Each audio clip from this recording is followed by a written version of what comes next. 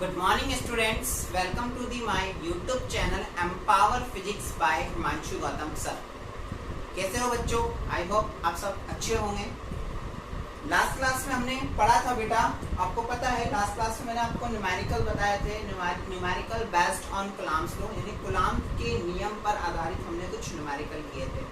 तो मैंने आपको कुछ क्वेश्चंस दिए थे करने के लिए, तो आप सब बच्चों ने बहुत सारों ने क्वेश्चन किया है, मुझे उसके सोल्यूशन भी आप लोगों ने सेंड किए हैं। किसी के सही है, किसी के गलत है, बट अच्छा लगा आपने उसकी प्रैक्टिस करी। गुड, बहुत अच्छे बेटा, ऐसे ही आप ट्राई करते रहो, आपसे न्यूमेरिकल बनते रहेंगे और बहुत इजी वे में बनेंगे। ठीक है, तो अब इन क्वेश्चंस को सॉल्व करते हैं। ठीक है बेटा, तो मैंने क्वेश्चन दिया था आपको, क्वेश्चन था आपको एक इक्विलेटरल ट्राइंगल यानी कि एक समबाहु त्रिभुज दे रखा था। इक्विलेटरल ट्राइंगल है ये, इक्विलेटरल ट्राइंगल दे रखा था बेटा। ठीक है, यहाँ पे पॉइंट दे दिया आपको ए, यहाँ दे दिया पॉइंट बी, यहाँ दे दिया आपको पॉइंट सी। ठीक है, और यहाँ पे आपको चार्ज दे रखा था +2q, यहाँ आपको चार्ज दे रखा था -kq, और यहाँ पे आपको चार्ज दे रखा था -kq। ठीक है, और आपको बोला हुआ था एक इक्विलेटरल ट्राइंगल है ये। ठीक है, यानी कि एक समबाहु त्रिभुज है। समबाहु त्रिभुज के लिए आपको क्या करना था बेटा, आपको भुजा ए पर या पॉइंट ए पर आपको क्या निकालना था, परिणामी बल यानी कि रिजल्टेंट फोर्स की गणना करनी थी, यानी रिजल्टेंट फोर्स आपको फाइंड आउट करना था, ऐसा कि क्वेश्चन में दिया गया था। ठीक है, तो देखो इसको अपन सॉल्व करते हैं। अब आपको निकालने के लिए कहा गया 8 पॉइंट ए पे बोला गया है, तो 8 पॉइंट ए पे पहुंच जाओ। सबसे पहले तो अपन सबसे पहले पॉइंट ए पे पहुंच जाते हैं। ए पे पहुंचते हैं, किस किस के कारण से आपके ए पे फोर्स लग रहा है। एक तो बी के कारण से लग रहा है और एक सी के कारण से लग रहा है, यानी कि पॉइंट ए पर जो फोर्स है वो किस किस रीजन से लग रहा है, due to B and due to C. Very easy, due to B and due to C, B और सी दोनों है जो क्या लगा रहे होंगे, पॉइंट ए पर फोर्स अप्लाई कर रहे होंगे, यानी फोर्स लगा रहे होंगे। तो देखो किस तरह से ये फोर्स एक दूसरे पे अप्लाई कर रहे होंगे बेटा, ध्यान से देखना। ये 2q है, प्लस का है, ये माइनस का है, ये प्लस का है, ये माइनस का है, plus minus, positive negative, mind में क्या आया, इन दोनों के बीच में क्या होगा बेटा, अट्रैक्शन, यानी इनके बीच में क्या होगा, आकर्षण होगा। तो इस पर जब बी फोर्स लगाएगा तो ये क्या करेगा, जैसे इसकी ओर आने की कोशिश करेगा, लपक करके इधर आ जाएगा, यानी इस पर आकर्षण बल लग जाएगा इस डायरेक्शन में, जिसको अपन नाम दे देते हैं FAB वेक्टर। बात समझ में आ गई? क्यों, मैंने बताया था आपको, opposite charge always be attract to each other and same charge are repel to each other, यानी विपरीत आवेश हमेशा एक दूसरे को क्या करेंगे, आकर्षित करेंगे। तो इन्होंने आकर्षित किया तो बल जो है वो ए पर बी के कारण से इस डायरेक्शन में लग जाएगा। कुछ बच्चों ने ऊपर की ओर लगा दिया, क्यों लगाया मुझे नहीं पता, जबकि मैंने आपको बहुत क्लियर वे में 2 क्वेश्चंस कराए थे, उसमें बहुत इजी वे में समझाया था। ठीक है बेटा, अब ए पर देखते हैं सी के कारण से फोर्स कैसा लगेगा, ये भी प्लस में है, ये माइनस में है, फिर से इन दोनों के बीच में क्या होगा, अट्रैक्शन होगा। अट्रैक्शन बोले तो क्या होगा, इनके बीच में आकर्षण होगा, तो इधर भी जो फोर्स लग जाएगा वो किधर लग जाएगा बेटा, इस डायरेक्शन में लग जाएगा। बात समझ में आ रही है? अगेन जो फोर्स है आपका वो इस डायरेक्शन में लगता हुआ चला जाएगा। तो इसका जो अपन इसको नाम दे सकते हैं, क्या दे सकते हैं, FA, ए पर लगा किसके कारण से, सी के कारण से, तो क्या बोल दिया आपने, FAC वेक्टर बोल दिया। अब एक फोर्स इधर जा रहा है, एक फोर्स इधर जा रहा है, आपको पता है रिजल्टेंट निकालना है, यानी परिणामी निकालना है, हम इसे निकाल ही नहीं सकते। आपको क्या करना पड़ेगा, समांतर चतुर्भुज के सदिशों के योग का नियम यानी कि पैरेललोग्राम लॉ को अप्लाई करना ही पड़ेगा। हम पैरेललोग्राम लॉ अप्लाई करेंगे, तो अप्लाई करते क्या करेंगे, सबसे पहले इसको आगे बढ़ाएंगे, इसको भी आगे बढ़ाएंगे, ये यहाँ इस पॉइंट पे मिलेंगे, जिस पॉइंट पे ये मिलेंगे ये क्या बताएगा, रिजल्टेंट शो करेगा बेटा। तो ये क्या हो जाएगा, इनका रिजल्टेंट, यानी आप क्या बोल सकते हो, परिणामी। तो ये परिणामी बल लग गया, इस बल को अपन ने क्या बोल दिया, F वेक्टर। कितना बोल दिया इसको अपन ने, F वेक्टर। बहुत अच्छे बेटा, इनके बीच का एंगल कितना हो जाएगा, इक्विलेटरल ट्रायंगल है, यानी समबाहु त्रिभुज का एंगल कितना हो जाएगा आपका, 60 डिग्री हो जाएगा। ठीक है, तो अपन ने ये चीज अप्लाई कर दी। अब इसको सोल्व करना चालू करते हैं। ठीक है, बिंदु ए पर बिंदु बी के कारण लगने वाला बल। ठीक है, इस तरह से अपन लिख देते हैं, आपको पता है, force point A due to point B. लिख देंगे बेटा इस तरह से लिख देंगे। तो देखो अपन कैसे लिखेंगे, F A B vector is equal to, क्या हो जाएगी वैल्यू, आपको पता है कूलम्ब्स लॉ लगाओगे, फॉर्मूला क्या होता है, एफ इज इक्वल टू के Q1 Q2 अपॉन क्या लिख दोगे बेटा, आर स्क्वायर, और ये डिस्टेंस आपको मेरे ख्याल से सबको आर दे रखी है R. F A B vector is equal to क्या हो जाएगा, के, Q1 की वैल्यू कितनी है 2Q, Q2 की वैल्यू कितनी है Q। आपको पता है हमें माइनस साइन नहीं लेना है, क्योंकि अपन क्या देंगे, डायरेक्शन देंगे, डायरेक्शन देते हैं हमें प्लस माइनस का झमेला ही नहीं रखना, बिल्कुल हटा देना है, ठीक है। डिस्टेंस कितनी हो गई इन दोनों के बीच की, आर स्क्वायर। डायरेक्शन क्या हो जाएगी बेटा, कहाँ जा रहा है ये, ए से बी, सिंपल वे में आप क्या बोल सकते हो, ए से बी, या बोल सकते हो A to B, simple yes, okay. तो अपन इसको कैसे लिख सकते हैं, आप लिखना चाहो उसको इस तरह से लिख सकते हो, F A B vector is equal to 2k q square on r square A to B. बात समझ में आ गई, कोई दिक्कत है यहाँ तक, ठीक है बेटो, ठीक है बच्चों।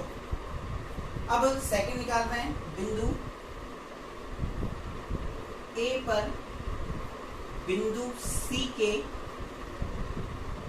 कारण लगने वाला बल, ठीक है,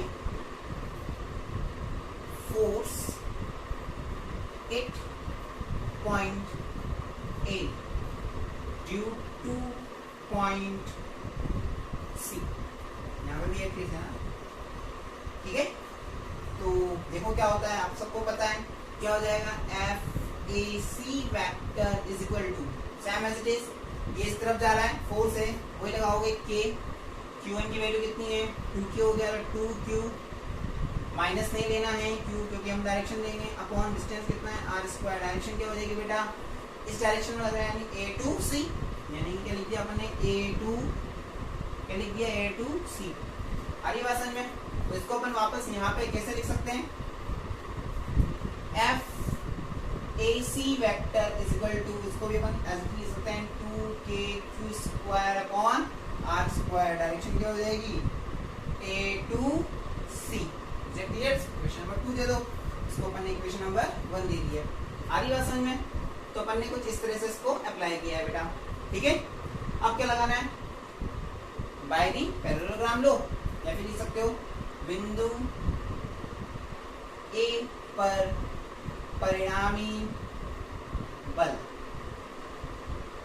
रिजल्टेंट फोर्स 8.8, क्या करोगे, बाय दी पैरेललोग्राम लो, यानी कि समांतर चतुर्भुज के सदिश नियम से बोल सकते हैं अपन ऐसे, ठीक है, इस तरह से अपन इसको बोल सकते हैं। रूल क्या हो जाएगा आपको पता है, फिर रिमाइंड करा दूं, r इज इक्वल टू होता है अंडर में p square plus q square plus 2pq cos theta होता है। यहाँ अपन इसको किस तरह से लिख सकते हैं, रिजल्टेंट कितना है बेटा अपना, f वेक्टर है, रिजल्टेंट लिख दिया अपन ने f vector is equal to under में p का काम कौन कर रहा है हमारे लिए, f a b कर रहा है, तो अपन ने लिख दिया f a b square plus, और q का काम कौन कर रहा है अपने एफ ए सी, तो एफ ए सी वैक्टर का square plus 2 F A B vector, F A C vector cos theta की वैल्यू कितनी है बेटा 60 डिग्री, तो अपन यहाँ पुट कर देंगे कॉस 60 डिग्री। बात समझ में आ रही है, चलो इतनी वैल्यूज पुट कर देते हैं। F vector is equal to, मैं डायरेक्शन अभी नहीं दे रहा हूँ, मैं डायरेक्शन एंड में दूंगा सबकी एक साथ में। F A B vector is equal to क्या हो जाएगा आपके पास, वैल्यू दे रखी है बेटा 2k q square upon R square का होल स्क्वायर प्लस, ये भी सेम दे रखा है 2k q square upon R square का होल स्क्वायर प्लस 2, यहाँ पे एफ ए बी की वैल्यू कितनी हो जाएगी बेटा 2k q square upon R square, इसकी वैल्यू कितनी हो जाएगी 2k q square upon R square into cos 60 की वैल्यू कितनी चल रही है 1/2, 1/2 से, यानी कि इस 2 से 2 मर गया, 2 से 2 मर गया, तो कितना बच गया अपने पास, F factor is equal to under root में अपने पास बच गया है 2k² का होल स्क्वायर हो गया, प्लस क्या बोल सकते हो आप, अगेन 2k² अपॉन r² का whole square, plus 2k² upon r², 2k³ upon r², इसको भी क्या बोल सकते हो आप, 2k² अपॉन r² का होल स्क्वायर बोल सकते हो इस तरह से, इजी है। तो देखो अब इसमें से देखो अंदर क्या कॉमन आ रहा है, सब चीज सेम है, क्या ले सकते हो, 2k² अपॉन r² को कॉमन ले लिया, क्या बच गया हमारे पास 1 + 1 + 1 बच गया, इजी है। तो f इज इक्वल टू देखो अपन क्या बोल सकते हैं, अपन resultant f vector is equal to 1 + 1 1 + 1 कितना हो गया 3, इसको क्या बोल दिया √3, ये बाहर आ रहा है क्योंकि इसका स्क्वायर है, इसका क्या है स्क्वायर है, बाहर आ जाएगा, तो बाहर आ जाएगा तो क्या हो जाएगा बेटा 2k² अपॉन r², ये हमारे पास क्या आ गया आंसर, बट अभी इनकम्प्लीट है क्योंकि हमने अभी क्या नहीं दिए, इसको डायरेक्शन नहीं दिए, डायरेक्शन क्या दे देंगे, यहाँ पे एक पॉइंट मान लिया अपन ने P, डायरेक्शन क्या होगी A to P, तो सब जगह डायरेक्शन क्या दे देंगे अपन A to P, यहाँ भी दे दोगे A to P, यहाँ भी क्या दे दोगे A to P, A to P, यहाँ पे भी क्या दे देंगे अपन डायरेक्शन A to P, ठीक है। तो ये इसका क्या हो जाएगा, सोल्यूशन हो जाएगा, इजी है बेटा, आसान है। बहुत सारे बच्चों ने ये सही भी था, बहुत सारे बच्चों का मैंने देखा है, बहुत सारे बच्चों ने इसको सही भी किया था, ठीक है बेटा, देख लीजिए, चेक कर लीजिए।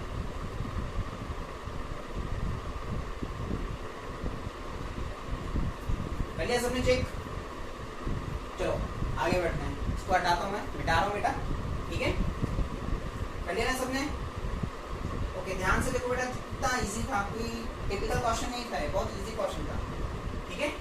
तो मैं इसको कर देता हूँ रफ,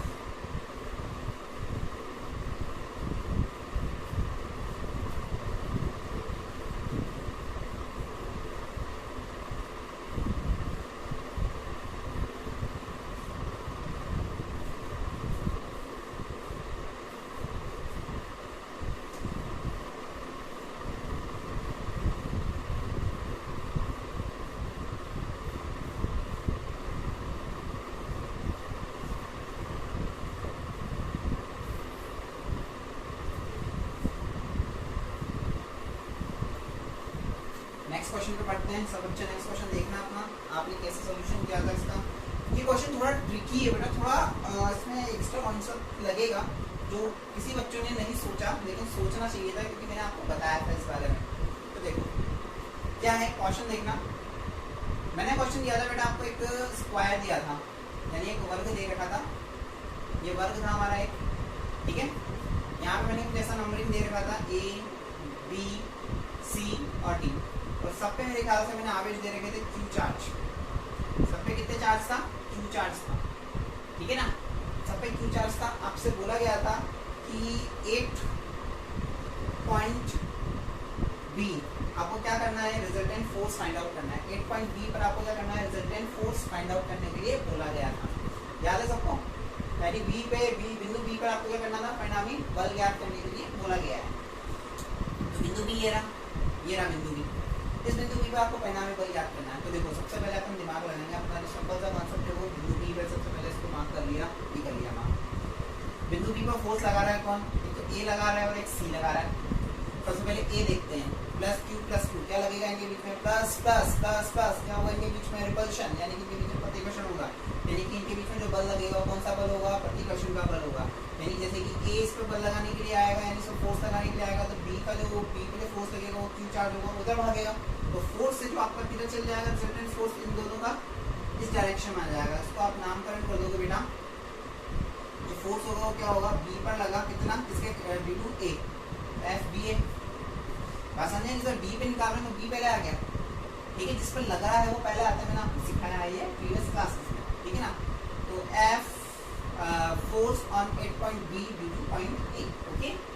अब एक फोर्स लगा रहा है कौन, C लगा रहा है किस पे, B पे, तो same plus plus charge in दोनों के बीच में भी क्या होगा, रिपल्शन होगा, रिपल्शन होने के बाद फोर्स कहाँ चला जाएगा आपका, नीचे की डायरेक्शन में चला जाएगा। बात समझ में आ रही है, बहुत इजी सी बात है बेटा, बहुत इजी है, बहुत सिंपल है। ये यहाँ इधर चला गया, ये इधर चला गया, आपको रिजल्टेंट निकालना है। रिजल्टेंट किधर जा रहा है, किधर जा रहा है, पॉसिबल नहीं है। क्या लगाना पड़ेगा, किसकी हेल्प लेनी पड़ेगी, एग्जैक्टली किसकी हेल्प लेनी पड़ेगी आपको, पैरेललोग्राम लॉ की, यानी कि आपको समांतर चतुर्भुज के सदिश नियम की हेल्प लेनी पड़ेगी। देखो कितना हेल्पफुल है, इसलिए मैंने आपको पढ़ाया था वो समांतर चतुर्भुज का नियम, इसलिए मैंने वो कॉन्सेप्ट आपको वहाँ बताया था। ठीक है, तो देखो अब क्या करोगे, रिजल्टेंट निकालना है, इसको बढ़ाया आगे, इसको भी बढ़ा दिया आगे, बढ़ा दिया। तो जैसे ही बढ़ाया तो ये क्या आ गया, इसका रिजल्टेंट निकल कर क्या आ गया। इस रिजल्टेंट को अपन ने बोला let us consider F1 vector बोल दिया। क्यों बोला उसका रीजन है अभी पता चलेगा। इसको मैं पॉइंट दे देता हूँ, एट पॉइंट P। मैंने क्या बोल दिया, इसको पॉइंट P बोल दिया। इसका भी रीजन है कि इसको मैं F1 को बोल रहा हूँ, देखते हैं। सबसे पहले इसका सॉल्व करते हैं इतना, ठीक है।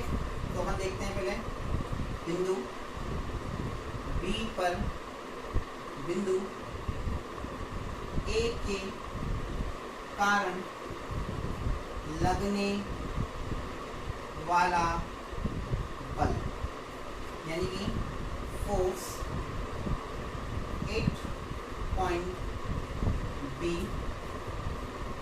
Due to point A। ठीक है, अब मैं लैंग्वेज बार बार नहीं लिखूंगा, एक बार मैंने आपको आइडिया बता दिया कैसे लिखते हैं। ठीक है, तो जो फोर्स लगा है वो क्या लगा है बेटा, F।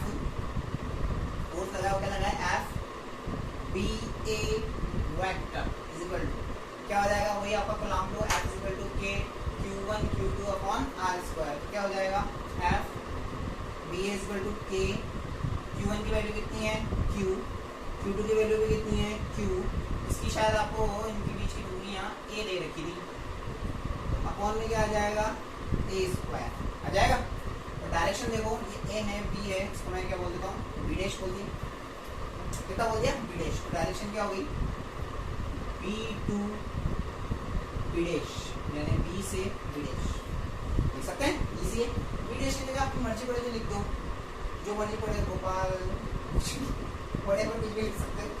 A B C D को छोड़ करके कुछ भी लिख दो, तो ये पॉइंट आपको यहाँ दे रखा है, और एक B को छोड़ दो, आपकी मर्जी पड़े तो लिख दो बेटा, कोई पेटी नॉट करने की। ठीक है, ये हो गया। तो इसको देखो अपन किस तरह से लिख सकते हैं, F BA vector is equal to, solve करोगे क्या आ जाएगा बेटा, K Q square upon A square. यहाँ तक तो किसी को कोई प्रॉब्लम होगी नहीं, हो गया।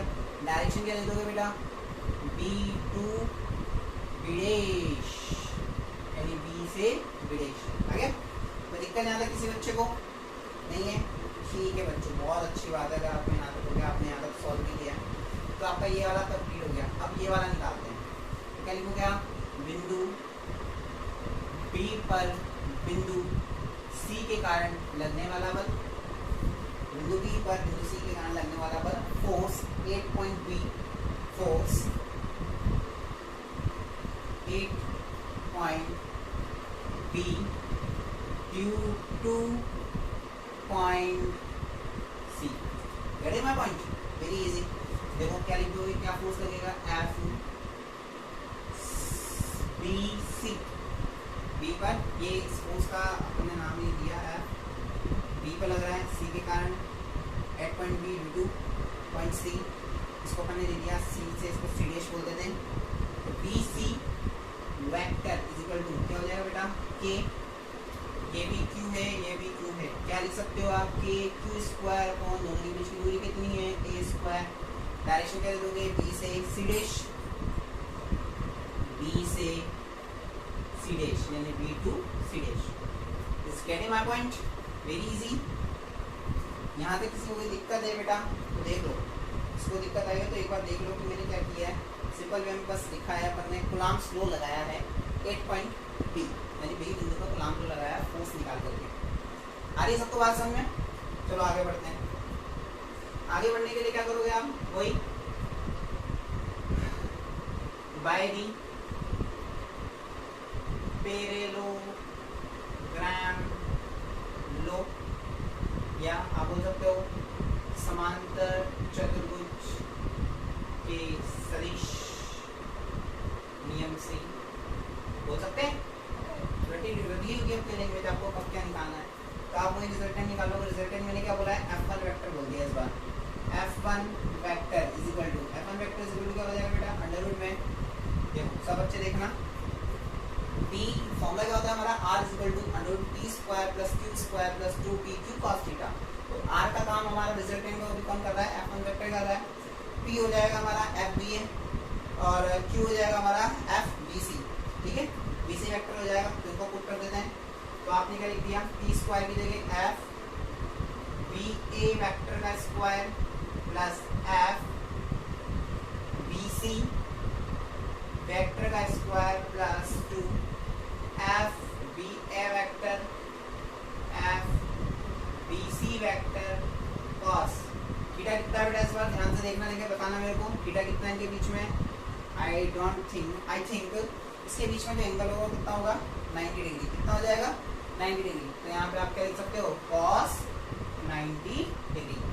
समझा ये बात, एंगल कितना हो गया देखो सबको दिख रहा है, cos एंगल कितना हो रहा है बीच में 90 डिग्री, तो cos 90 डिग्री हमने पुट कर दिया। चलो वैल्यूज रखते हैं इनकी।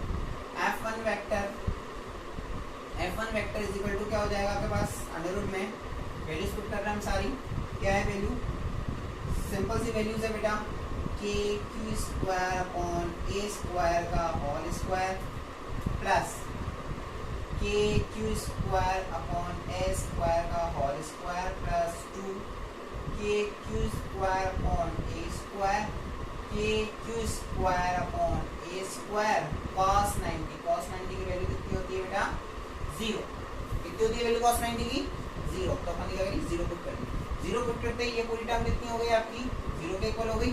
तो आप क्या लिख सकते हो F1 vector is equal to under root k q square upon a square का whole square plus k q square upon a square का होल स्क्वायर प्लस 0। आगे बात समझ में, तो देखो अपन इसको कैसे लिख सकते हैं, F1 vector is equal to under root में क्या आ जाएगा, क्या कॉमन आ रहा है यहाँ से कि q square upon a square का होल स्क्वायर कॉमन आ गया, क्या बच गया 1 प्लस 1। तो F vector is equal to क्या लिख सकते हो आप, F1 vector is equal to under root 2 k q square upon a square, ठीक है, आप अंडर रूट से बाहर निकालोगे तो स्क्वायर से क्या होगा अंडर रूट कैंसिल हो जाएगा, तो क्या आ गया k q square upon a square, ठीक है बेटा। तो अपने पास ये यहाँ का रिजल्टेंट निकल करके आया है अभी तक। डायरेक्शन दे दे, इसकी डायरेक्शन क्या हो जाएगी b से p, इधर लग रहा है इस तरह डायरेक्शन लग रहा है, क्या हो जाएगा b से p, तो यहाँ से क्या बोल सकते हो आप b to p, यहाँ भी क्या बोल सकते हो b to p और यहाँ भी क्या हो जाएगा b से p यानी p to p। आगे समझ में, कुछ बच्चों ने इसको यहाँ पे आके छोड़ दिया कि सर इसका आंसर निकल करके आ गया, बट अभी ये क्वेश्चन इनकम्प्लीट हुआ है, अभी ये कंप्लीट नहीं हुआ है। यहाँ तक जिन बच्चों ने निकाला है बहुत अच्छी बात है, आपने यहाँ तक निकाला है, कि आपको क्वेश्चन समझ में आ गए किस तरह से क्वेश्चन उठाने और किस तरह से उनको सॉल्व करना है, ठीक है बेटा। यहाँ तक की कहानी का आपके माइंड में सबके बहुत अच्छे से क्लियर हो गई। अब देखो इसमें नई चीज क्या है, अब यहाँ पे पॉइंट डी है, कौन सा पॉइंट है पॉइंट डी। अब पॉइंट डी भी तो बेटा पॉइंट बी पे फोर्स लगा रहा होगा ना, सर कैसे मिला हुआ तो भी नहीं, मिला हुआ नहीं है बेटा, लेकिन देखो आप इसको अगर ये इस पे इस तरह से इस पे क्या लगा सकता है फोर्स लगा सकता है और लगा रहा होगा, क्योंकि एक टॉपिक है जो कि मैं अभी आपको अभी हम पढ़ेंगे इसी क्लास में ही पढ़ेंगे, मैं अभी पढ़ाऊंगा ये खत्म होते ही कि फुल आवेशों के मध्य बल, यानी कि अपन पढ़ेंगे फोर्स अमॉन्ग मेनी चार्जेस। इसमें यही है कि आप किसी भी एक पॉइंट पर आपको क्या निकालना है, अगर बल निकालना है तो वो उस पूरे सिस्टम में, उस पूरे निकाय में उपस्थित सभी आवेशों के कारण उस पर क्या होता है बल के सदिश योग के बराबर होता है, यानी अलजेब्रिक सम के बराबर होता है, अभी पढ़ाऊंगा उसमें। तो बिंदु डी भी क्या होगा बेटा, इस पर फोर्स लगाएगा। ध्यान रखना है कोई सा भी आपको शेप दे रखा हो, वहां पे जितने चार्ज होंगे उन सब चार्ज के कारण आपको जिस एक सिंगल पॉइंट पे, जैसे कि यहाँ सिंगल पॉइंट क्या था B, A B C D था, तो एक ए के कारण भी लगेगा इस पे फोर्स, सी के कारण भी लगेगा और डी के कारण भी लगेगा, यानी इसको जो बल है बिंदु बी पर सारे जितने भी आवेश उसको उपस्थित है सबके कारण क्या लगता है बल लगता है। नॉट इवन इस स्ट्रक्चर पर कोई सा भी स्ट्रक्चर दिया जाए, किसी को बोला जाए, तो सबके कारण हमें क्या करना है, उसको बल निकालना है। जैसे कि बिंदु बी पे बोला है तो ए के कारण भी निकलेगा, सी के कारण भी निकलेगा और डी के कारण भी निकलेगा, सबके कारण आपको क्या करना है, इस पे फोर्स फाइंड आउट करना है या निकालना पड़ेगा। तो देखो अब ये निकालना है, अब ये निकालने के लिए सबसे पहले हमें ये डिस्टेंस पता होनी चाहिए, हमें डिस्टेंस नहीं पता, ये डिस्टेंस हमें गिवन है, ये डिस्टेंस निकालनी पड़ेगी। तो देखो आपको ये पता है एक राइट एंगल ट्रायंगल बन रहा है, यानी कि आप इस पर पाइथागोरस थ्योरम लगा सकते हो। पाइथागोरस प्रमेय लगाओगे, ये भी ए ये भी ए, तो देखो क्या हो गया आपके पास अंडर रूट में आप जानते हो क्या होती है पाइथागोरस प्रमेय, ए स्क्वायर प्लस का लगा दोगे ए स्क्वायर, यानी कि आप इसको कैसे लिख सकते हो अंडर रूट में ए स्क्वायर कॉमन आ गया, अंदर क्या बन गया 1 प्लस 1, तो क्या बोल सकते हो अंडर रूट 2, ए स्क्वायर से स्क्वायर रूट के बाहर आएगा तो क्या हो गया 8, यानी कि इसकी जो डिस्टेंस हो कितनी हो जाएगी बेटा अंडर रूट 2a, कितनी हो जाएगी अंडर रूट 2a। अब देखो यहाँ पे भी प्लस क्यू चार्ज है, यहाँ पे प्लस क्यू चार्ज है, जब इस पर चार्ज लगाने के लिए आएगा तो जो आपका फोर्स लगेगा वो कौन सी डायरेक्शन में लग जाएगा, इस डायरेक्शन में लग जाएगा।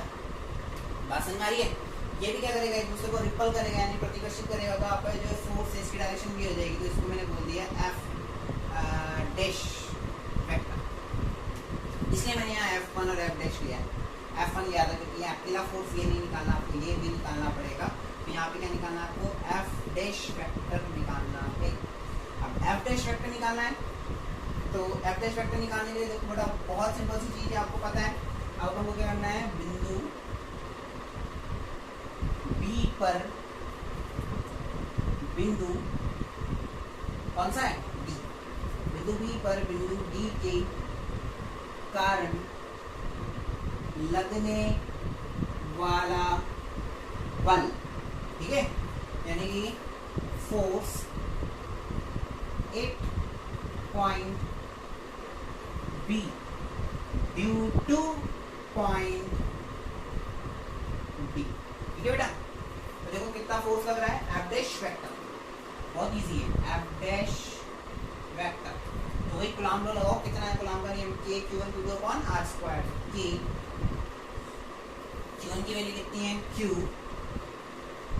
Q2 की वैल्यू कितनी है अगेन Q, फिर से Q, D पे भी Q चार्ज है, अपॉन डिस्टेंस कितनी है यहाँ से लेके यहाँ तक की अंडर रूट 2a, यानी कि क्या बोल दोगे आप अंडर रूट 2a का स्क्वायर। डायरेक्शन क्या हो जाएगी B से T, डायरेक्शन क्या हो जाएगी बेटा B से P, B to P, समझ में आ रही? B to P देखो डायरेक्शन फोर्स नहीं लग रहा है, दोनों फोर्स सेम डायरेक्शन में लग रहे हैं, आ रही बात समझ में? तो अब मैं इसको यहाँ से ये वाला पोर्शन रफ कर देता हूँ, देख लीजिए सब बच्चे, मैं पोर्शन को रफ कर रहा हूँ क्योंकि अब ये सॉल्व नहीं होगा, उसको सॉल्व करना पड़ेगा।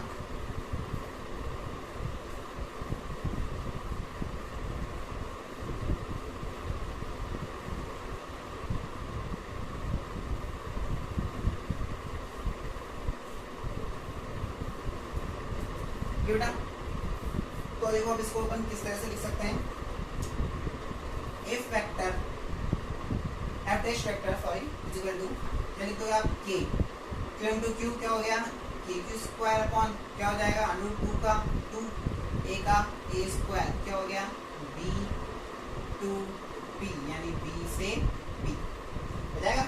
इसको मैं दे देता हूँ, उनको मैंने इक्वेशन दी थी उनकी, पता नहीं मेरे को बेटा अगर उनको दी हो तो उनको 1 सेकंड फर्स्ट सेकंड दे देंगे, अगर नहीं दी हो तो उसको फर्स्ट दे देते हैं, उसको सेकंड दे देते हैं।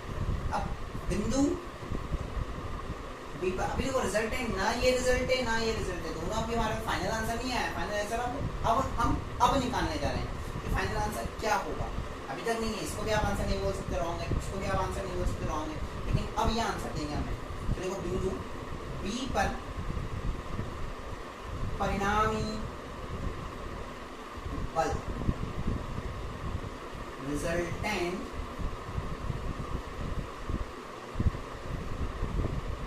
फोर्स 8 पॉइंट, रिजल्टेंट फोर्स देखो क्या हो जाएगा, ध्यान से देखना सब बच्चे।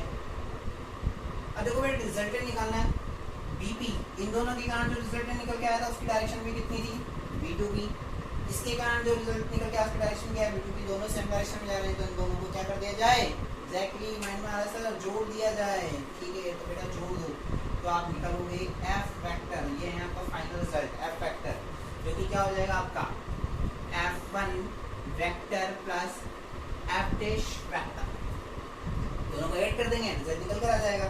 तो देखो F vector is equal to कितना हो रहा है, रखो वैल्यू पुट करो बेटा अंडर रूट 2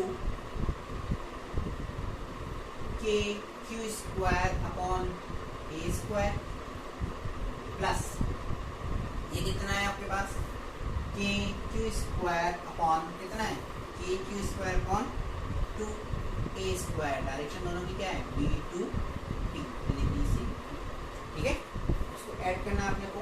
अब इसको ऐड करेंगे तो हमारे को क्या मिलेगा बेटा, फाइनल z मिल जाएगा। देखो हम फाइनल z निकाल रहे हैं। तो बच्चे देखना यहाँ तक सबको समझ में आ गया ना बेटा, कोई दिक्कत यहाँ तक किसी को? तो देखो अब क्या करेंगे अपन, f vector is equal to, देखो यहाँ से भी K Q square upon A square, K Q square upon A square common आ रहा है तो कॉमन ले लेते हैं, K Q square upon A square को कॉमन ले लिया, हमारे पास बच गया √2 प्लस 1/, और डायरेक्शन क्या आ गई, b to p, यानी b से, तो ये हमारे पास क्या आ जाएगा, final result equal to. Easy है बेटा, बहुत इजी है। देख लो ये नया टाइप का क्वेश्चन था थोड़ा, किस टाइप का क्वेश्चन कैसे करना है। मैंने क्वेश्चन करने का बस आपको एक ही कॉन्सेप्ट बताया। कॉन्सेप्ट क्या है कि आपको किसी भी एक पॉइंट पर या किसी भी एक बिंदु पर अगर निकालने के लिए बोला जाए तो आपको क्या करना है, उस स्ट्रक्चर या जो भी डिजाइन दे रखा है, जैसे यहाँ वर्ग लिया है, त्रिभुज लिया है, जो भी दे रखा है, तो उन सब कोनों या सब बिंदुओं से आपको उस बिंदु पे निकालना है। यानी जितने भी 5 बिंदु दे रखे हो तो किसी एक पे निकालना है, तो उस एक पर उन चारों बिंदुओं के कारण आपको क्या निकालना पड़ेगा, बल निकालना पड़ेगा। फिर उसको कैसे सॉल्व होगा, वो जैसे कैसे सॉल्व हुआ है, पहले 2 का निकला, फिर वो तीसरा दूसरे डायरेक्शन में चला गया, इस कारण से ये सॉल्व हो गया, और सॉल्व होकर इस तरह से आपको इसको सॉल्व करना पड़ा। यदि हमने सॉल्व किया है तो इस तरह से हम क्या करेंगे बेटा, इनको सॉल्व करेंगे। तो इस टाइप के क्वेश्चन को सॉल्व करने का मेथड ये है, आप सब बच्चे बहुत ध्यान से देख लीजिए कैसे मैंने किया है। इसको एक बार पॉज करके और रिवाइंड करके वापस से एक बार इस मेथड को देखिए कि कैसा मैंने इसको सॉल्व किया है, आपके फिर बहुत अच्छे से समझ में आ जाएगा। बात समझ में आ रही है सबको बेटा? क्लियर है? क्लियर है?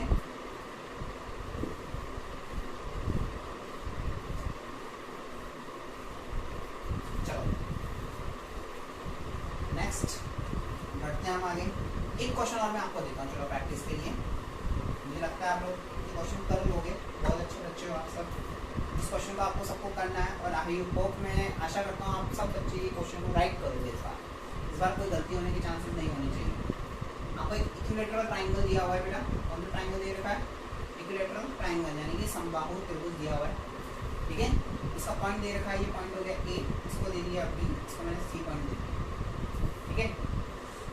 इसके ऊपर चार्ज है माना कि 2 माइक्रोकूलम, इसके ऊपर चार्ज मान लिया मैंने -4 माइक्रोकूलम, इसके ऊपर भी चार्ज मान लिया मैंने -4 माइक्रोकूलम, इस पर 2 माइक्रोकूलम, -4 माइक्रोकूलम, -4 माइक्रोकूलम, और इन दोनों के बीच की जो डिस्टेंस है वो माना कितनी है, 2 मीटर।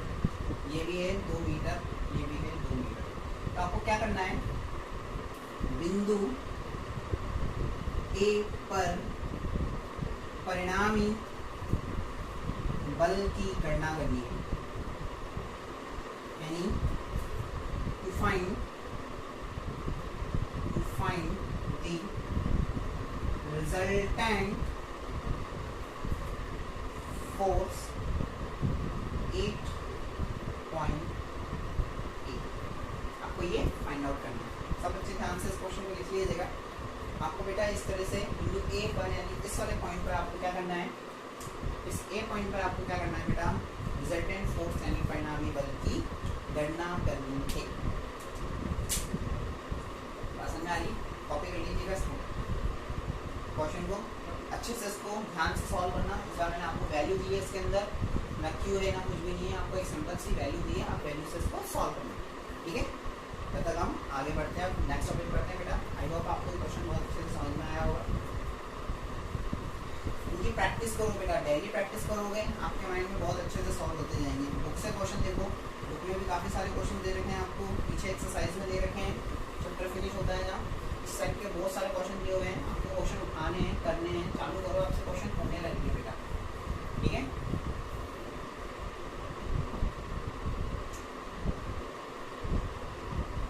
मैं इस क्वेश्चन को रफ कर रहा हूँ, आप लोग ध्यान से पोस्ट करके इस क्वेश्चन को लिख लीजिएगा बेटा, ठीक है।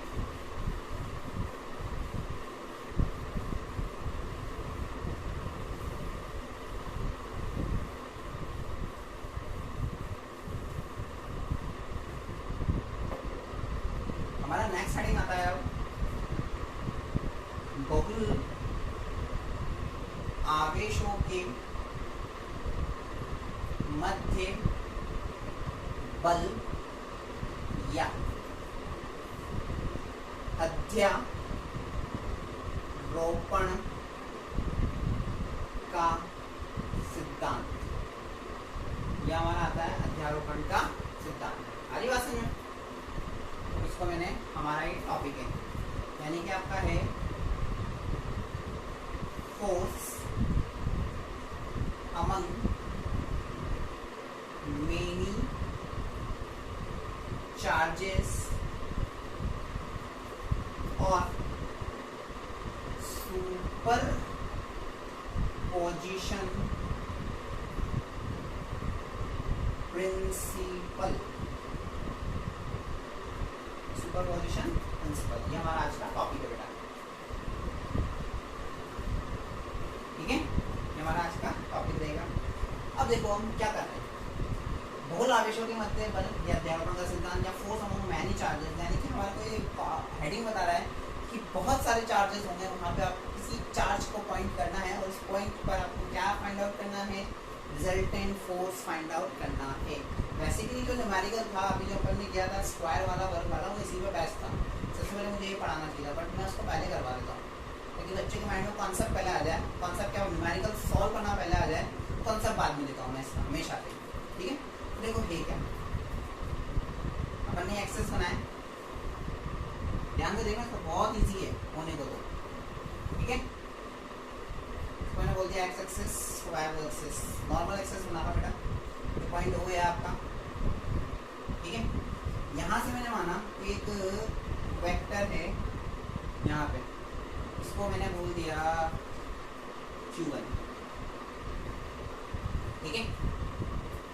यहाँ से कुछ एक डिस्टेंस है, इसको मैंने डिस्टेंस बोल दिया R1, इसको मैंने डिस्टेंस बोल दिया R2। यहाँ पे कोई एक दूसरा चार्ज है, आवेश है, यहाँ पे आवेश था Q1, यहाँ पे आवेश है Q2, ठीक है? यहाँ से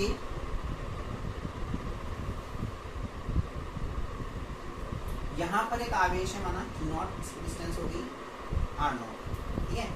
और यहाँ से यहाँ पर एक आवेश है जिसको मैंने बोल दिया Qn, यानी Q0 1 2 3 4 5 6 7 8 सो मेनी, यानी n तक ले गया मैंने, इसकी डिस्टेंस मैंने कितनी बोल दी R। ध्यान से देखना, यहाँ पे बहुत सारे चार्ज है बेटा, बहुत सारे आवेश हैं, 1 2 3 4 5 2 7, मैंने इसके लिए n तक लिया, एनी इंटीजर नंबर कुछ भी हो सकता है, एक से लेकर इंटीजर नंबर होगा 1 2 3 4 5 6 7 8 9, ठीक है ना? यूनिट होगा 1.5 2.5, ऐसा कुछ नहीं होगा, 1 2 3 4 5 6 7 8 9, ठीक है? ऐसा होगा, तो n तक आपको लेना है, n तक के लिए मैं निकाल के दे रहा हूँ आपको, ठीक?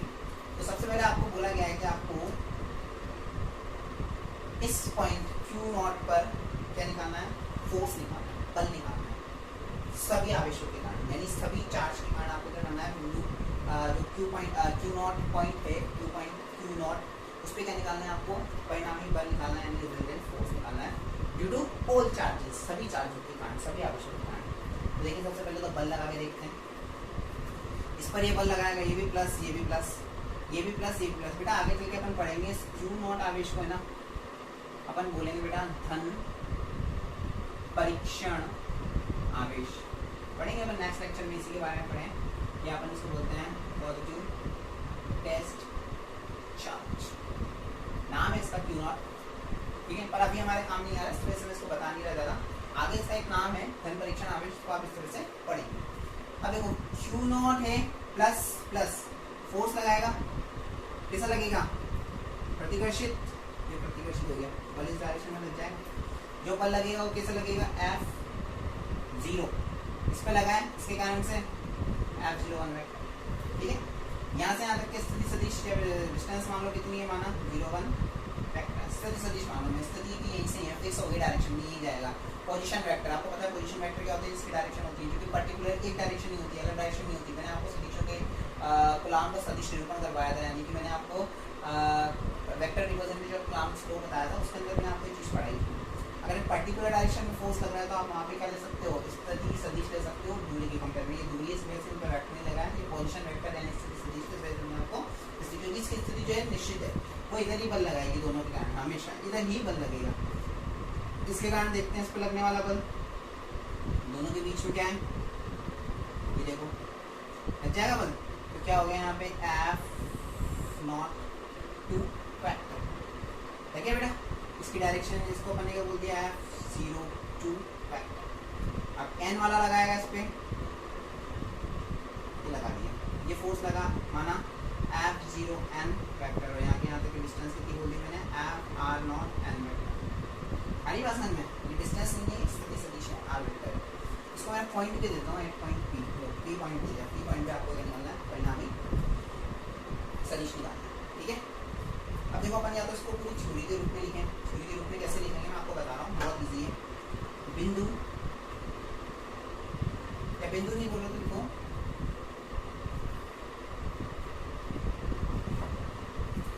Q0 पर Q1 के कारण लगने वाला बल बोल सकते हैं, यानी आप क्या बोल सकते हो बेटा, force 8 Q0 due to Q1 बोल सकते हैं। क्या हो जाएगा देखो, F, ध्यान से देखना बहुत इजी है, F वेक्टर 01, F वेक्टर 01 क्या हो जाएगा, इजिकल टू K, दोनों पे चार्ज कितना, एक पे है Q0, एक पे है Q1, डिस्टेंस कितनी हो गई R01 सदिश के रूप में, तो ऐसे लिख सकते हैं R01 वेक्टर का स्क्वायर, यहाँ पे इसकी दिशा लेनी पड़ेगी, दिशा कैसे दोगे आप, R01 क्या याद है, मैंने आपको ऐसे दिशा देना सिखाया था, डायरेक्शन देना, R01 कैप, कैप के रूप में दिया, यानी कि इसकी एक पर्टिकुलर डायरेक्शन हो जाएगी, जो क्या हो जाएगी R01, या R01 क्या बता रहा है, डायरेक्शन बता रहा है, ये भी देखो R01 ही डायरेक्शन बता रहा है आपको। अगर आप पॉइंट के फॉर्म में देना चाहते हो तो पॉइंट दो, पहले इसको ये पॉइंट देना है, इसको P देना, तो A2P, ये मत लिखना, एक ही बात है, आप जैसा लिखना चाहो लिख सकते हो। मैं अलग अलग तरीके बता रहा हूँ, किस तरह से बुकों में लिखा होता है, मैं सब तरीके आपको यहाँ पे बोर्ड में बता रहा हूँ। एक तरीका तो वो हो गया जो हमने न्यूमेरिकल किया था, दूसरा तरीका आपका इस तरह से रहेगा, ठीक है बेटा। अब क्या करें, वापस Q0 पर Q2 के कारण बल क्या हो जाएगा, F02 vector is equal to क्या हो जाएगा बेटा, K Q0 Q2 अपॉन क्या हो जाएगा, R02 वेक्टर का स्क्वायर, और यहाँ पे क्या हो जाएगा R02 कैप, देख सकते हैं अपन इस तरह से, आ रही बात समझ में सबको, R01 कैप R02 कैप। इसी प्रकार अपन n के लिए लिख रहे हैं, तो क्या हो जाएगा F0n vector is equal to क्या हो जाएगा, K Q0 Qn upon R0n vector का स्क्वायर R0n क्या, आगे सबको बात समझ में। F01 F02 ऐसे ही F03 लिख सकते हो, F04 लिख सकते हो, F05 लिख सकते हो, F010 15 100 200 500 1000, इसी तरह से F0n लिख सकते हैं, लिखिए बेटा, सिंपल है। तो आपका अध्यारोपण का सिद्धांत और सुपरपोजिशन का प्रिंसिपल है, वो क्या कहता है आपको बताता हूँ। अध्यारोपण का सिद्धांत कहता है, इस प्रमेय के अनुसार किसी भी एक बिंदु पर या किसी निकाय के किसी एक बिंदु पर परिणामी बल उन सभी उस निकाय में उपस्थित सभी बिंदुओं के कारण लगने वाले बलों के बीच गणितीय योग के बराबर होता है। दोबारा बोलना, जैसे कि किसी एक निकाय है, हमने एक निकाय बना लिया, किसी एक निकाय में उपस्थित किसी एक बिंदु पर लगने वाला परिणामी बल उस निकाय में उपस्थित सभी आवेशों के कारण लगने वाले बलों के बीज गणितीय योग, यानी सबके कारण बल निकाल लिए। अब क्या करना है, इसका बीज गणितीय योग यानी अलजेब्रिक सम, इनका बीज गणितीय योग निकालना है, बीज गणितीय योग के तुल्य होता है। यूं में यहाँ पे कह सकते हो किसी भी सिस्टम में बेटा द फोर्स, आप इंग्लिश में सुनना, आपको क्या लिखा है कि सुपरपोजिशन प्रिंसिपल क्या होगा, द अप्लाइड फोर्स या फिर the resultant force at any point जैसे लाइक यहाँ पे P पॉइंट है, Q0 पॉइंट है, आपको इस पर फाइंड आउट करना है। तो क्या होगा, जो रिजल्टेंट फोर्स है इस पर जो निकलेगा वो क्या होगा, इन सिस्टम में इन सब चार्ज पे प्रेजेंट, यानी सिस्टम पे जितने भी चार्ज है उसके कारण जो फोर्स अप्लाई हो रहा है, जैसे लाइक F01 F02 F03, उन सब फोर्स के अलजेब्रिक सम के इक्वल होता है। हरी बात समझ में कि इस पॉइंट पर इसके कारण फोर्स अप्लाई करो, इसके कारण फोर्स, इसके कारण फोर्स 1 2 3 4 5 6 सबके कारण फोर्स अप्लाई कर लो, और उन सब फोर्स को क्या कर दो, उसका एल्जेब्रिक सम कर दो, और तो रिजल्ट आपका जो है वो निकल कर आ जाएगा। ऐसी चीज जो है वो आपकी सुपरपोजिशन प्रिंसिपल कहता है।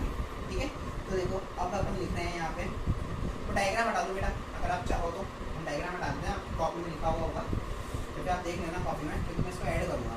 ठीक है, अब देखो अपन निकाल रहे हैं बेटा, यहाँ पे लिख रहा हूँ मैं डायरेक्ट बाय दी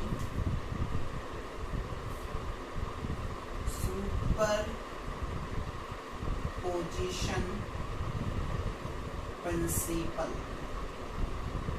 क्या बोल सकता हूँ मैं, अध्यारोपण के सिद्धांत से, अध्यारोपण के सिद्धांत से क्या हो सकता है अपन, सबका क्या होगा अलजेब्रिक सम, यानी कि एफ नॉट पर परिणामी रिजल्टेंट निकालना है, एफ नॉट पे निकालना था, क्यों नॉट पे निकाला तो उसको परिणामी क्या होगा, एफ नॉट होगा। तो किसके कारण, सबके कारण, तो कर ही सकते हो f01 vector plus f02 vector, algebraic sum ये होता है, उसका परिणामी बीजगणित योग f03 vector plus plus f0n vector. याद करो इससे पहले वाले क्वेश्चन पे किसी एक बिंदु बी पर निकालना था, तो ए के कारण निकल गया, सी के कारण, डी के कारण छूट गया था, तो सबके कारण निकालना है। इसका आंसर वहाँ पे भी कौन सा सिद्धांत लगता है आपका, अध्यारोपण के सिद्धांत, यानी वहाँ पे भी कौन सा प्रिंसिपल लग रहा था आपका, सुपरपोजिशन प्रिंसिपल, जो कि हमने अब पढ़ा है। आखिरी बात समझ में, तो f0 वेक्टर वैल्यू पुट करो, क्या लिखोगे आप बेटा, k q1 upon r01 vector का स्क्वायर r01 क्या प्लस, यहाँ क्या लिखोगे, k q2 upon r02 vector का स्क्वायर r02 क्या plus plus k q0 upon r0n का स्क्वायर, तो यहाँ पे क्या लिख देंगे अपन, r0n क्या लिख दिया।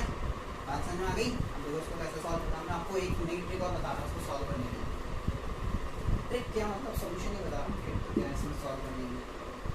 ठीक है बेटा, ये लिख दिया, तो आप इसको पहले तो कैसे लिख सकते हो, f0 वेक्टर इक्वल टू, आप चाहो तो इसमें देखो एक तरह का एक मेथड ये भी है, आपको कॉमन क्या आ रहा है, k q0 कॉमन आ रहा है, अंदर क्या बच गया आपके पास, अंदर आपके पास बच गया बेटा q1 upon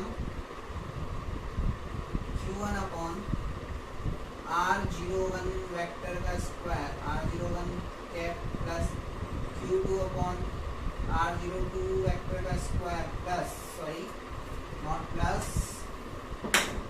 square r02 cap plus plus qn upon r0 vector का स्क्वायर जो n कैप,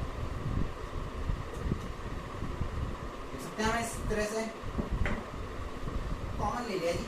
अब आपको एक चीज पता है बेटा, मैंने आपको बताई थी r के इक्वल टू क्या होता है, r vector upon mod of r vector, याद होगा बच्चों, छोटी मोटी बातें याद है सबको, देख सकते हैं अपन इसको इस तरह से, यस और नो, अरे यस और नो, सर याद नहीं है भूलिए हम तो, देख सकते हो ना बेटा इसको इस तरह से। तो देखो अपन इस तरह से अगर इसको लिखते हैं तो इसके अंदर क्या चेंजेस आएगा, मैं चेंज इसके अंदर ही कर रहा हूँ, इस इक्वेशन के अंदर ही चेंज कर रहा हूँ। अगर आप ये वैल्यू इसके अंदर पुट करते हो तो क्या हो जाएगा, मॉड ऑफ r वेक्टर होगा तो यहाँ आ जाएगा, जैसे इसके लिए लिखोगे आप 01 के लिए तो क्या आ जाएगा 01 01 आ जाएगा, 01 01 आती है। देखो चेंजेस क्या होगा, सब बच्चे बोर्ड पे देखना, चेंजेस क्या होगा, जैसे कि यहाँ पर है क्या हो जाएगा सर स्क्वायर, और ये चेंजेस होगा क्या हो जाएगा, यहाँ पे स्क्वायर की जगह क्या आ जाएगा क्यूब, और यहाँ पे क्या आ जाएगा कैप की जगह, ओके सिंपल। यहाँ पे भी सेम एज इट क्या हो जाएगा, स्क्वायर की जगह आ जाएगा क्यूब और कैप की जगह आ जाएगा वेक्टर। ये कोई वो नहीं है कि मैं कुछ ये चीज़ वो है, ये बेसिक है, वेक्टर 11th क्लास में पढ़ा है अपन ने, क्यूब और यहाँ पे क्या आ जाएगा, समझ में आ रही बात, वेरी इजी। अब मैं आपको इसको एल्जेब्रिक रूप में लिखना सिखाता हूँ, आपको सिग्मा या समीशन के रूप में मैथ्स में फिजिक्स में लिखना सीखा होगा आपने बचपन में, नहीं सीखा है तो अलग बात है, मैं सिखा देता हूँ आपको, सब बच्चे बोर्ड पे देखना। मैं पहले इक्वेशन लिख रहा हूँ, उसको मैं लिखूंगा, ठीक है, इसको अपन बाद में लिखूंगा, पहले मैं इक्वेशन लिखता हूँ, ध्यान से देखना सब। अपन ने अभी निकाली है इक्वेशन ही, f0 zero vector is equal to, हमने निकाला था K Q not Q1 upon mod of R01 निकाला था, R01 cap plus K Q not Q2 upon में मोड ऑफ R2 वेक्टर का square R02 cap plus K Q not Qn upon R0n का square R0n cap. बेटा आपको पता हो, मैंने आपको 11th क्लास में भी बहुत बोलता था बेटा आपको लिखना, मैंने आपको 11th क्लास में सिखाया है सब बच्चों को, पता नहीं आपको आता है नहीं आता, आप लिखते हैं ठीक है। इसको सिग्मा के रूप में लिखना है, इस फॉर्म में सबने देखा होगा ये तरीका, इस फॉर्म में हम इसको लिख रहे हैं ठीक है। तो देखो यहाँ पे के सब में सेम है, तो के तो एज इट इज दिखाएंगे आ गया ठीक है। क्यू नॉट भी सब जगह सेम है, तो क्यू नॉट भी एज इट इज दिखाएंगे आ गया ठीक है। बाकी कुछ भी सेम नहीं है। यहाँ पे Q1 है, Q2 Q3 नीचे देखते हैं, नीचे भी R0 वेक्टर तो सब में सेम है, R0 वेक्टर ठीक है। और इधर भी आप देखोगे R0 केप जो है वो भी सब में सेम है। हरी बात समझ में?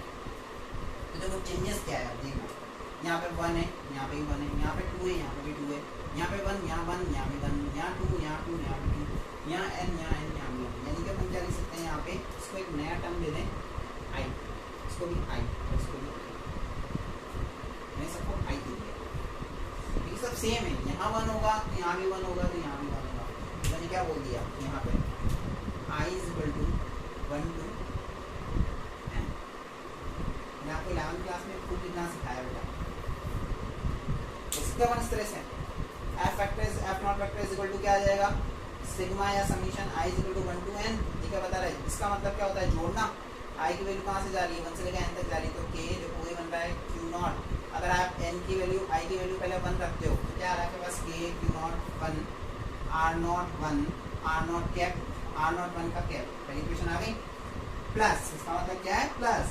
आगे जाओ k q नॉट i की जगह 2 रख रहे हैं, k q नॉट i की जगह रख दिया 2, तो k q not 2 r not 2 vector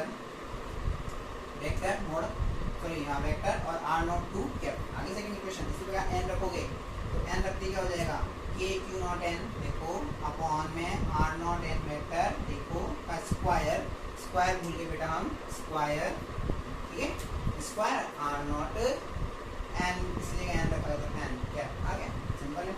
इसी प्रकार से आप देख सकते हो, तो आप छोटा सा काम और दे रहा हूँ बेटा मैं। इसी प्रकार से आपको इसके लिए लिखना है सैमल्टेनियस, इसके लिए आप इस तरह से लिखोगे और मुझे बताना आंसर क्या आएगा, ये हम डिस्कस करेंगे नेक्स्ट क्लास में। आई होप आपको ये सब समझ में आ गया होगा कि बहुल आवेशों के कारण क्या है, यानी किसी एक आवेश पर अगर आपको निकालने के लिए बोला जाए तो आपको क्या करना है, उस निकाय में उस सिस्टम में उपस्थित जितने भी आवेश है, जितने भी चार्ज है, सबके कारण पहले बल निकाल लो यानी फोर्स फाइंड आउट कर लो, और फोर्स हो सबको क्या कर दो, अलजेब्रिक सम कर दो, यानी सब बीजगणित के योग कर दो, तो आपका क्या निकल के आ जाएगा, रिजल्टेंट फोर्स निकल करके आ जाएगा। ठीक है बेटा, समझ में आ गई बात। आई होप आपको आज का लेक्चर बहुत अच्छे से समझ में आया हो। अगर आपको कोई डाउट आया हो तो डाउट आप मुझसे पूछ सकते हो पर्सनली, कोई दिक्कत नहीं है। हमें अगर आपको समझने में कोई प्रॉब्लम होती है तो आप इसको वीडियो को फिर से देखो, 1 बार 2 बार 3 बार 4 बार देखते रहो जब तक आपको चीज़ अच्छे से समझ में ना आ जाए। और देखने से कुछ नहीं होगा बेटा, आप 1 बार देखो 2 बार देखो, सेशन देख लिया हमने किस तरह से सब सॉल्व कर रहे हैं न्यूमेरिकल्स को, उसके बाद आप खुद ही उस पैटर्न को उठाओ और खुद ही उसको न्यूमेरिकल को सॉल्व करो। आपसे अगर सॉल्व हो रहे हैं तो है मैटर कि आप सीख पा रहे हैं या नहीं सीख पा रहे हैं। मेरे को नहीं सीखना आपको है, तो आप प्रैक्टिस जितनी अच्छी आप प्रैक्टिस करोगे उतना अच्छा आप इनको सीख पाओगे। आपकी बुक में काफ़ी सारे क्वेश्चन दे रखे हैं इस टाइप के, बुक के पीछे वाली एक्सरसाइज होती है चैप्टर के फिनिश होने के बाद, उसमें भी इस टाइप के क्वेश्चन दे रखे हैं, तो आप उनको करो, सॉल्व होंगे आपसे। जो नहीं होंगे उनका हम बाद में सॉल्व कराएंगे, मैं आपको सॉल्व करा दूंगा। ठीक है बेटा, और घर पे रहो, स्टे होम, सेफ होम, पढ़ाई करते रहो। और जिसने अब तक हमारे चैनल को फिजिक्स के लाइक और सब्सक्राइब नहीं किए हैं तो आप कीजिए, आपके फ्रेंड्स फैमिली में सबको करवाइए, ताकि आपको नए से नए वीडियो का जल्दी से जल्दी नोटिफिकेशन मिल सके। ओके बेटा, thank you. Dear students, channel को लाइक व सब्सक्राइब करना ना भूलें। Thank you.